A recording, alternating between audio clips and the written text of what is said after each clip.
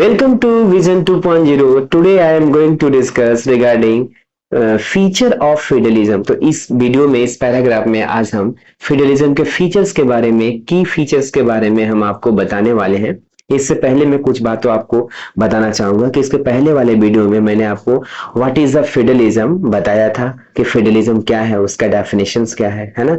साथ ही साथ मैं आपको कल वाले वीडियो में बताया था कि unitary system and federal system क्या है। It means unitary form of the government and like federal form of the government होता क्या है, इनके डिफरेंसेस भी बताया था। उसी का कुछ यहाँ पर मैं रिपीट करना चाहूंगा लाइक दैट कि यूनिटरी सिस्टम में के बारे में बताता है कि under the unitary system either there is a one level of the government और द सबऑर्डिनेट और like subunits the central government. ये कहना चाहता है कि यूनिटरी जो सिस्टम है, अंडर द यूनिटरी सिस्टम, इसमें सिर्फ one level of the government होता है, one level of the government होता है। और जैसे जो भी यूनिटरी सिस्टम है वहां पर सिर्फ सेंट्रल गवर्नमेंट होता है, स्टेट गवर्नमेंट होता है लेकिन अलग फॉर्म में। बस आपको इतना मानना है कि जहां भी unitary form of the government है वहां पर एक लेवल ऑफ द गवर्नमेंट होगा, वो है सेंट्रल गवर्नमेंट। अब बोलो कि स्टेट नहीं होता, होता है लेकिन state like level of the government के रूप में कंसिडर नहीं किया जाता है, लाइक वो आपको सबऑर्डिनेट या सब यूनिट्स के रूप में कंसीडर किया जाता है। यूनिटरी सिस्टम को फॉलो करता है तो यहां पर आपको एक ही लेवल ऑफ द गवर्नमेंट है। वैसे इंडिया रियल में सब सेमी यूनिटरी है, हाफ यूनिटरी आप कह सकते हो, लेकिन यदि यूनिटरी मानते भी हैं इंडिया को तो इंडिया में क्या होगा, सिर्फ एक लेवल ऑफ द गवर्नमेंट होगा, वो है सेंट्रल गवर्नमेंट। अब बोलोगे स्टेट तो है हमारे यहाँ, उसका भी अपनी सरकार है ऑफ कोर्स, लेकिन वो like level of the government ना कहकर उसे हम सबऑर्डिनेट या लाइक सब यूनिट्स कहेंगे। सब यूनिट्स का मतलब होता है सहायक, है ना।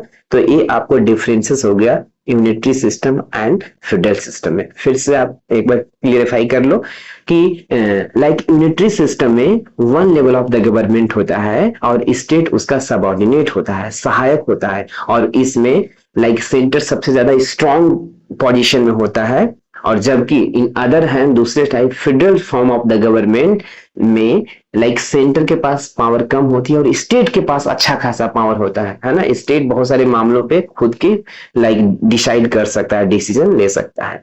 तो ये आपको दोनों में डिफरेंसेस हुआ। आज हम इस वीडियो की चलिए शुरुआत करते हैं, जो आज हमें इस वीडियो में पढ़ना था। और क्या पढ़ना था, तो इस वीडियो में आपको पढ़ना था कि की फीचर ऑफ द फेडरलिज्म। तो यहाँ पर आप स्पेशली की फीचर ऑफ द फेडरलिज्म के बारे में लाइक हम देखने वाले हैं।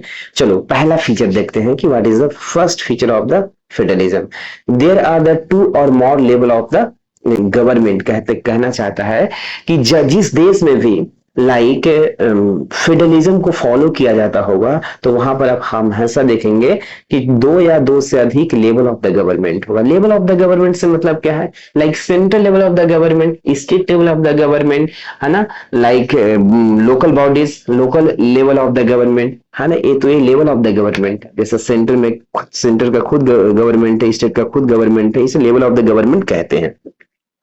तो जहां भी लाइक फेडरल सिस्टम होगा, दो या दो से अधिक क्या होगा, लेवल ऑफ द गवर्नमेंट होगा, है ना। ये पहला फीचर हो गया। जैसे आपको यूएसए देख लीजिए यूनाइटेड स्टेट। तो यूनाइटेड स्टेट में क्या है, वहां पर लाइक दो से अधिक लेवल या गवर्नमेंट है। Central level of the government अलग काम करती है, state level of the government independent काम करती है सेंटर से, है ना। अब नेक्स्ट फीचर में देखते हैं।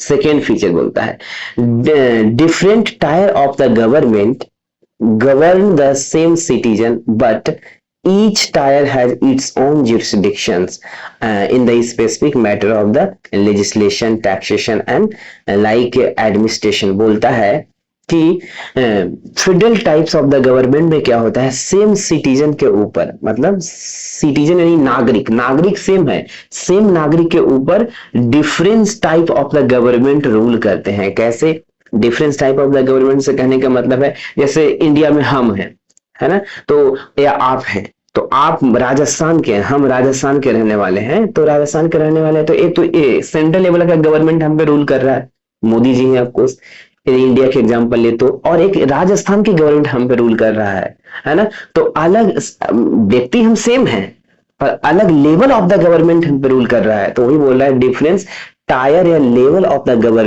Government govern the same citizen. Same citizen नागरिक के ऊपर अलग अलग टाइप से गवर्नमेंट आपको रूल कर रहे हैं, सेंटर एंड स्टेट कर रहे हैं। और सबके एंड ईच टायर या each level of the government has its own jurisdiction, और सबकी अपनी क्या है, स्पेसिफिक ज्यूरिसडिक्शंस है, क्षेत्राधिकार है ना। से उसमें आपको एक स्पेसिफिक चीज बनी है कि यहाँ तक लाइक इन विषयों पर, इन सब्जेक्ट पे केंद्र सरकार रूल करेगा या कानून बनाया गया, और इन विषयों पे स्टेट बनाएगा। तो सब दोनों लेवल ऑफ द गवर्नमेंट के अपना ज्यूरिसडिक्शन है ना। स्पेसिफिक मैटर पर लेजिस्लेशन कानून बनाने का अधिकार है। आप देखते हैं कि सेंटर में भी पार्लियामेंट में कानून बनती है ना। उसी तरह स्टेट में जो लेजिस्लेटिव असेंबली है वहां भी कानून बनती है। टैक्सेशन की बात है तो सेंटर अलग से टैक्स लगाती है ना। उसी तरह स्टेट खुद का टैक्स लगाता है। उसी तरह एडमिनिस्ट्रेशन की यदि हम बात करें तो लाइक प्रशासन की बात करें तो सेंटर का अलग प्रशासन है, अपनी पुलिस होता है ना। उसी तरह स्टेट का भी अपनी पुलिस होता है, हाई कोर्ट होता है, सुप्रीम कोर्ट होता है। इस तरह से कहने का मतलब है कि जितने भी टायर ऑफ द गवर्नमेंट हैं वो कहीं ना कहीं सेम सिटीजन पर रूल कर रहे होते हैं, अलग अलग गवर्नमेंट। अब आगे चलते हैं और नेक्स्ट जो आपको फीचर्स है वो हम देखने के प्रयास करेंगे। Third level of the feature बोलता है the jurisdictions of the respective level of the tier of the government are specified in the constitution।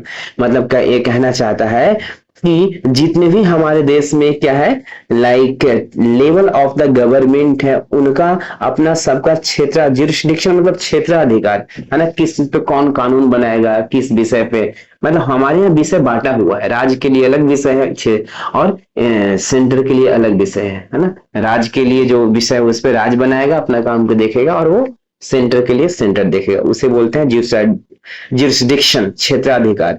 तो यहाँ पर वही कहना चाहता है कि लाइक हमारे जो संविधान है, कॉन्स्टिट्यूशन है, वहां पर स्पेसिफाई किया गया है, ये पूरी तरह स्पेसिफाइड है, लिखा हुआ है कि जो दोनों लेवल ऑफ द गवर्नमेंट हैं उनका अपना खुद का ज्यूरिसडिक्शन होगा, क्षेत्राधिकार होगा, अपने अपने विषयों पर वो कानून बनाएंगे। सब ये निश्चित है, अपना संविधान में ये चीज लिखा हुआ है। So the existence and the authority of the each tyre of the government is a constitutionally, और पूरी तरह अपना सारे लेवल ऑफ द गवर्नमेंट अपने संवैधानिक रूप से काम करते हैं। आगे चलते हैं। अब हम यहाँ पर चौथा फीचर क्या है, फेडरलिज्म का। बोलता है the fundamental provisions of the Constitutions cannot be unilaterally changed by the one level of the government। जैसे हमने बताया कि हमारे देश में कई लेवल ऑफ द गवर्नमेंट है ना। Central level of the government, state level of the government और local level of the government है। स्पेशली सेंटर एंड स्टेट को हम लेकर चलते हैं। तो बोलता है कि यदि कोई फंडामेंटल प्रोविजन का मतलब नियम होता है ना, आधारभूत, फंडामेंटली आधारभूत नियम, तो कोई भी आधारभूत या फंडामेंटल प्रोविजन नियम को लाइक चेंज करना हो है ना, लाइक क्या बोलता है कि fundamental provisions of the constitution, संविधान के कोई भी नियम हो, फंडामेंटल नियम हो, can not be unilaterally changed. Unilaterally का मतलब होता है अकेला, है ना। तो बोलता है कि कोई भी एक one level of the government वो संविधान के नियमों का प्रोविजन को चेंज नहीं कर सकता, बदलाव नहीं कर सकता। यदि बदलना है उसे तो one level of the government and like एक से अधिक लेवल ऑफ द गवर्नमेंट की सहमति की आवश्यकता होगी, है ना। तो टोटल कहने का मतलब यह है कि जब भी प्रोविजंस को, फंडामेंटल प्रोविजन को चेंज करने की बात आएगी तो यूनिलेटरली से काम नहीं चलने वाली है। वहां पर आपको स्टेट गवर्नमेंट की भी सहयोग एंड कॉन्सेंट चाहिए, सहमति की आवश्यकता होगा। वही नीचे आप यहाँ पे लिखा भी है कि सच चेंज, ऐसे चेंज के लिए रिक्वायर, आवश्यकता है the consent of the both level of the government. मतलब बोथ यानी दोनों, स्टेट और central level of the government है, दोनों की सहमति, कॉन्सेंट जरूरी है ना। तो इस तरह से हमने देखा कि फोर्थ नंबर का इसका लाइक फीचर्स क्या है। अब हम देखते हैं जो फिफ्थ नंबर का फीचर के बारे में। तो फिफ्थ नंबर का फीचर्स बोलता है court have the power to interpret the constitutions and the powers of the different level of the government क्या कहना चाहता है? कॉन्स्टिट्यूशन का मतलब संविधान होता है, स्पेशली संविधान।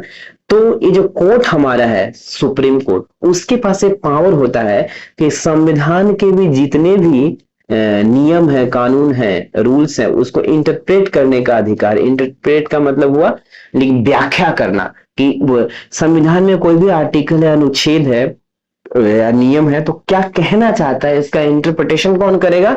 तो कोर्ट करेगी, है ना, कोर्ट करेगी। ये कोर्ट के पास अधिकार होता है।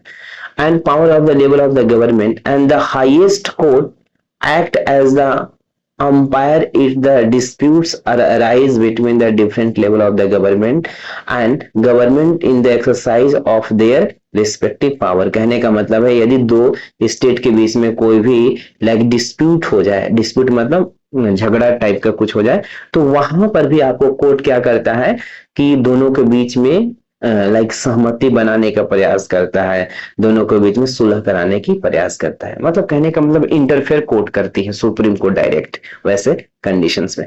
आगे हम चलते हैं, अब 6 लेवल ऑफ द 6 नंबर के जो फीचर्स है फेडरलिज्म को, उसको देखते हैं।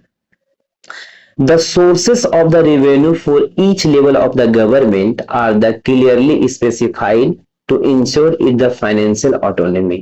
इस तरह से रिवेन्यू के जो सोर्स है ना, जहां से किसी भी स्टेट या सेंटर की रिवेन्यू आ रही है, पैसे आ रहे हैं, टैक्स रिवेन्यू यानी टैक्स आ रहे हैं, ये जितने भी लेवल ऑफ द गवर्नमेंट है, चाहे स्टेट हो या सेंटर हो, सबके लिए क्या है, सबके लिए ये निश्चित है कि इन तरीकों से टैक्स सेंटर लेगा, इन तरीकों से, इन जरियों से या इन विषय पे टैक्स, या इन जगहों से टैक्स स्टेट लेगा। ये पूरी तरह स्पेसिफाइड है, क्लियर लिखा हुआ है संविधान में, क्लियरफाई है ना, क्लियरली स्पेसिफाइड है कि each level of the government and source of the revenue. Source of revenue का मतलब जैसे माइनिंग है, तो माइनिंग से यदि माइनिंग स्टेट के अंदर आता है तो सिर्फ स्टेट ही लेगा उससे टैक्स। यदि रेलवे सेंटर के अंदर आ रहा है तो रेलवे ही उसे टैक्स लेगा, स्टेट नहीं लेगा। इस तरह से पूरी जैसे टैक्स लेने का और टैक्स देने का ये पूरी स्पेसिफाई किया हुआ है।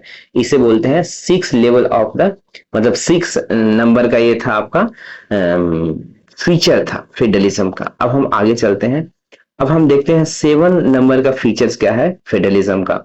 तो बोलता है कि the federal system thus has dual objective to safeguard and promote unity of the country and right at the same time accommodate the regional diversity। कहने का मतलब ये कहना चाहता है कि जो फेडरल सिस्टम है इसमें डुअल ऑब्जेक्टिव, डुअल मतलब दो, डुअल का मतलब दो ऑब्जेक्टिव टाइप का ये यहाँ पर सिस्टम है।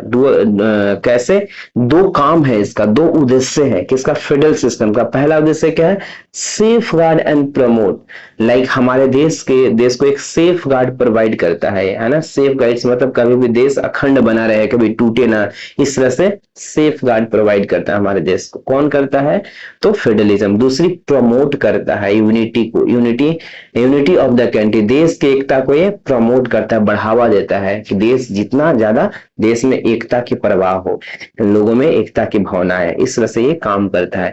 साथ ही साथ सेम टाइम पे अकोमोडेट द रीजनल डाइवर्सिटी, है ना। जैसे अभी बताया, हम सेफ गार्ड प्रोवाइड करता है, प्रमोट करता है यूनिटी को देश का, साथ ही साथ एक और काम करता है, और वो क्या है, अकोमोडेट द रीजनल डाइवर्सिटी।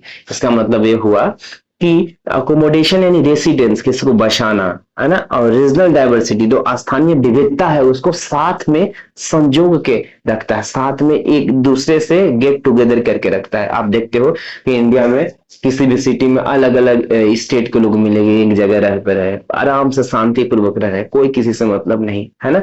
तो ये जो रीजनल जो डाइवर्सिटी है, विविधता है, अलग अलग भाषा, आप जैसे हैदराबाद चले जाओ, है ना, बंगलुरु चले जाओ, वहां पर हर भाषा के बोलने वाले लोग मिल जाएंगे। हरिद्वार आ जाओ, हर भाषा के लोग बोलने वाले लोग वहां पे रह रहे हैं। हाँ, तो एक साथ आपको रीजनल जो डाइवर्सिटी है, विविधता है ना, उसको क्या कर रहा है फेडरलिज्म, संजो के एक ये टुगेदर रख रहा है, सबको मिला जुला के रख रहा है ना। तो ये दो इसका मुख्य काम है, और इसी को नाम दिया गया है 7 नंबर का, ए फीचर था किसका, फेडरलिज्म का। आगे चलते हैं, आगे अब हम और कुछ देखते हैं। बोलता है therefore two aspect are crucial for the institutions and the practice of the federalism. Government at different level should agree to some rule of the power sharing, and they should also trust that each would abide by its parts of the agreement. And ideal federal system has both aspect and mutual trust and agreement to live get together. कहने का मतलब है इसमें आप देखते हो federalism में जो आइडिया ऑफ द जो फेडरलिज्म है इसमें एक चीज होती है, वो क्या है कि म्यूचुअल ट्रस्ट डेवलप किया जाता है, एक दूसरे पे भरोसा। क्योंकि अब जब एक जगह पर अलग अलग टाइप्स के लोग रह रहे हैं, डाइवर्सिटी वाले लोग रह रहे हैं, तो म्यूचुअल ट्रस्ट आपसी भरोसा रहने के लिए तो जरूर आवश्यक है ना। तो इस तरह से जो फेडरलिज्म की जो आइडिया है वो एक तरह से दो एस्पेक्ट पे चलती है। पहला क्या है, लाइक म्यूचुअल ट्रस्ट, और दूसरा agreement to live get together. मतलब एग्रीमेंट मतलब एक समझौता किया जाता है कि हम लिव मतलब रहना, टुगेदर मतलब एक साथ, तो हम मिलजुल कर एक साथ रहेंगे। तो इस तरह से आप देखते हैं कि फेडरलिज्म स्पेशली लाइक जो आइडिया ऑफ द फेडरलिज्म है, इनकी दो एस्पेक्ट पे चलता है, पहला म्यूचुअल ट्रस्ट और दूसरा एग्रीमेंट टू लिव टुगेदर, एक साथ रहने की जो लाइक आइडिया है उस पे चलता है। आगे चलते हैं, आगे देखते हैं, right. The exact balance of the power between the centre and state government and varies from one federal to another, and this balance depends mainly on the historical context and in which the federations was formed। कहता है कि जो federalism है ना, federation है, वो दो type से लाइक फॉर्म किया जाता है, दो टाइप से बनता है। और क्या है, the exact balance of the power between the center and state government and varies from one federation to another federation। आगे there are the two kinds of the route. Federation को, फेडरेशन यानी federalism से ही बना है, federation यानी group. Federation जो है, there are two kinds of the route. Federation बनने का दो रूट्स है, दो टाइप्स के रूट्स है, there are the two kinds of the route. तो एक एक करके दोनों रूट्स के बारे में पढ़ेंगे हम कि पहला रूट क्या है फेडरेशन बनने का, और सेकेंड लाइक फेडरेशन से फेडरलिज्म से फेडरेशन बन रहा है। तो लाइक दो रूट्स है फेडरेशन बनने का। तो पहला देखते हैं रूट्स क्या है, बोलता है first routes involve independent state and coming together on to form a bigger units, so that by the pooling sovereignty and retaining identity and they can increase their security। कहने का यहाँ पर ये कहना ये चाहता है कि स्पेशली जब फर्स्ट रूट ये है कि बहुत सारे अलग अलग जो स्वतंत्र जो स्टेट हैं, जब कम मतलब आना, जब आते हैं गेट टुगेदर, एक साथ आते हैं on their own to form, एक साथ आकर एक बिग यूनिट्स बनाते हैं, एक बड़ा सा ग्रुप बनाते हैं, है ना। तो इस टाइप के, और सबकी अपनी सॉवरेनिटी होती है, तो इस टाइप के आइडेंटिटी को या इस टाइप के जब इस तरीके से कोई फेडरेशन बनता है तो इसको पहली लाइक पहला रूट मानते हैं फेडरेशन बनने का। तो एक पहला तरीका होगा फेडरेशन बनने का, पहला रूट होगा क्या, आसान शब्दों में समझो, जब अलग अलग इंडिपेंडेंट स्टेट एक कमिंग टुगेदर, एक साथ आकर एक बिगर यूनिट्स बनाते हैं और उनकी खुद की सॉवरेनिटी के साथ, आइडेंटिटी के साथ, है ना।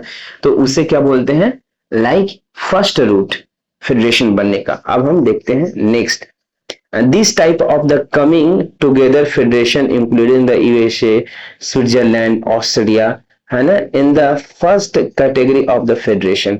और इस तरह से आप यहाँ पर देखते हैं, एग्जाम्पल भी दिया है कि फर्स्ट जो रूट के तहत फेडरेशन बनने वाले देश कौन कौन से हैं, उसका एग्जाम्पल यूएसए हो गया, स्विट्जरलैंड हो गया, ऑस्ट्रिया हो गया, है ना।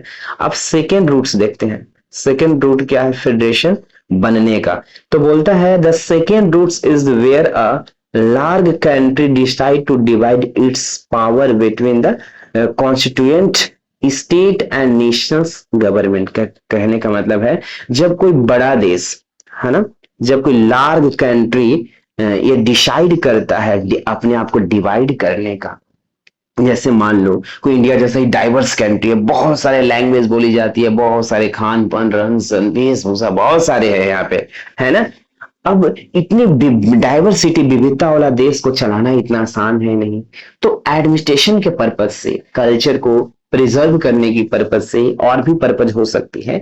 ऐसे पर्पज के साथ जब कोई बड़ा देश आपस खुद ही डिसाइड करता है टूटने के लिए, अलग अलग स्टेट में, अलग अलग कॉन्स्टिट्यूशनल यूनिट्स में, है ना, टूटने की डिसाइड कर, ताकि प्रशासन को अच्छे से चलाया जा सके, स्मूथली चलाया जा सके, सही डायरेक्शन में चलाया जा सके, केयरफुली ज्यादा किसी को प्रॉपरली किया जा सके, है ना।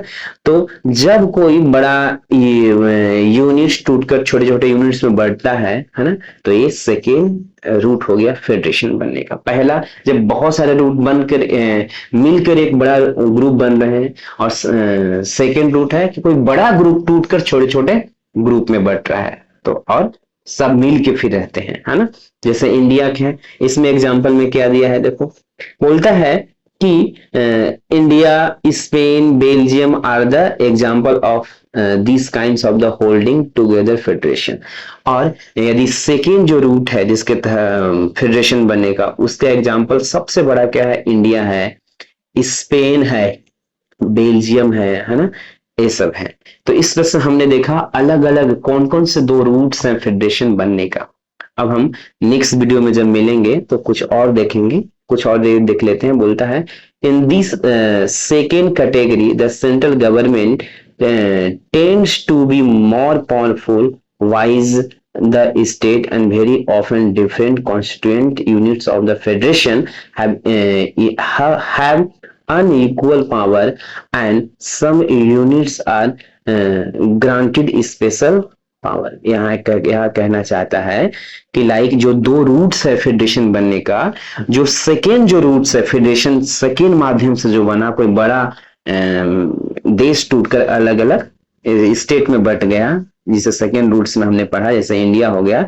तो वैसे में क्या होता है कि इस टाइप सेकेंड जो कैटेगरी है उसमें सेंट्रल जो गवर्नमेंट है ना, वो मोर पावरफुल होता है, अधिक पावर होता है। स्टेट के पास इसमें पावर बिल्कुल भी नहीं होते, है ना, सेंटर के पास ज्यादा पावर होते हैं। लेकिन फर्स्ट वाला जो रूट था फेडरेशन बनने का, उसमें लाइक स्टेट के पास अच्छा खासा पावर होता है, अपना आइडेंटिटी होता है। वहां पर स्टेट चाहे तो अपनी बहुत कुछ अपने मन से कर सकता है ना। तो इस तरह से आज के लिए इतना ही।